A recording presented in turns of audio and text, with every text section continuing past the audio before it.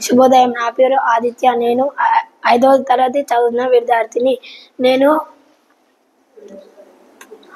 లింగాల గురించి చెప్పబోతున్నాను. అవి 3 రకాలు: పుల్లింగం, స్త్రీలింగం, నపుంసకలింగం. పుల్లింగం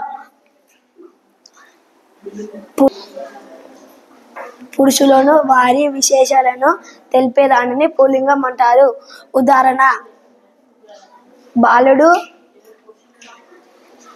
రాజయ్య, తాతయ్య. పుల్లింగం. స్త్రీలింగం స్త్రీలను, వారి విశేషాలను తెలిపేదానిని స్త్రీలింగం అంటారు. ఉదాహరణ: కమల, వదిన, నాయనమ్మ. నపుంసకలింగం చెట్లను, జంతువులను, వారి విశేషాలను తెలిపేదానిని నపుంసకలింగం అంటారు.